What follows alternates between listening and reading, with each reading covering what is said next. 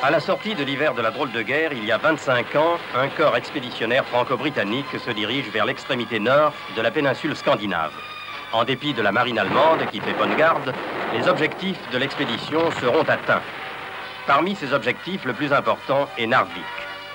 Sous les ordres du général Bétoir, les chasseurs alpins français ont pour mission de s'emparer de ce port où le minerai de fer scandinave est embarqué à destination de l'Allemagne. L'industrie lourde du Reich dépend presque tout entière de cet approvisionnement. La prise de Narvik par les troupes de Bétoir, survenant le 28 mai 1940, au plus fort de la bataille de France, inspirera au président du Conseil, Paul Reynaud, le slogan fameux « La route du fer est coupée ». Mais il nous faut revenir quelques jours en arrière, alors que Paul Reynaud inspecte cette ligne Maginot, derrière laquelle le commandement croit avoir mis la France à l'abri. L'armée française est intoxiquée par le souvenir de 14-18. Elle attend patiemment son nouveau Verdun. Les idées de ses stratèges les plus éclairés, c'est de l'autre côté du Rhin qu'elles ont germé. 10 mai 1940, 0 heure, heure H. Parachutistes allemands, le Führer nous appelle. Aujourd'hui commence un combat qui comptera pour des milliers d'années. L'attaque surprise de la Hollande est dans le style du Blitzkrieg inauguré en Pologne. Pas de déclaration de guerre, une stratégie sans scrupules, dynamique, efficace. Protégé sur ses arrières par le pacte germano-soviétique, Hitler va pouvoir jeter toutes ses forces dans sa ruée vers l'ouest. La Hollande, la Belgique, le Luxembourg ne sont que les hors-d'œuvre du festin de l'ogre. À l'assaut de la forteresse France, Hitler lance à la fois les tenants de la vieille tradition militaire allemande, comme von Rundstedt, et les apôtres de la guerre moderne, comme Guderian. Les Panzerdivisionen vont donner un énorme coup de bélier à la charnière du dispositif de manœuvre français, Sedan. C'est la trouée sur la Meuse, la séparation en deux tronçons des armées alliées, la ruée allemande dans le goulot de l'entonnoir. Panzer et Stuka noient toute résistance dans un déluge de feu et d'acier.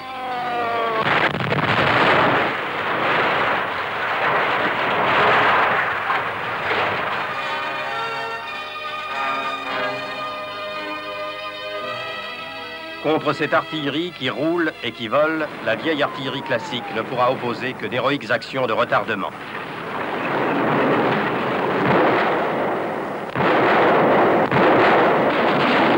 La France est comme foudroyée. Le soleil d'un exceptionnel printemps jette une lumière crue sur son immense détresse.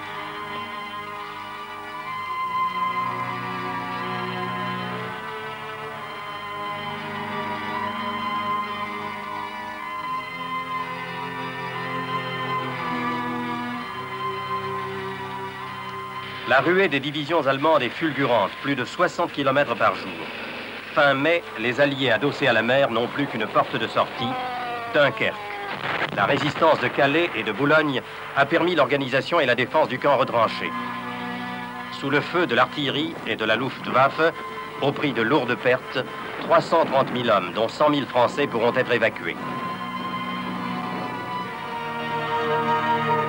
Le 14 juin, Paris, déclarée ville ouverte, est occupé. Le miracle de la Marne n'a pas eu lieu, ni celui de Verdun. Lorsque le maréchal Pétain demande les conditions d'armistice, le 17 juin, les Allemands sont à Rennes, Tours, Moulins, Bourg, Colmar. Mais la conquête dont Hitler est le plus fier est celle du wagon de l'armistice de 18 à Rotonde. Il y remettra en personne les conditions de l'armistice au plénipotentiaire français. À 7 minutes, il croit tenir sa revanche. Il se sent de taille à imposer au monde l'ordre hitlérien pour 1000 ans.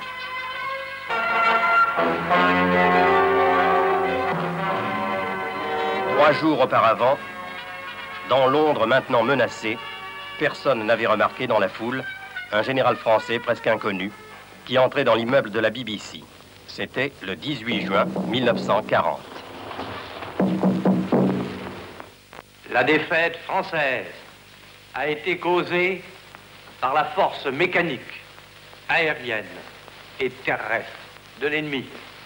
Une force mécanique supérieure nous permettra d'avoir la victoire et de délivrer la patrie.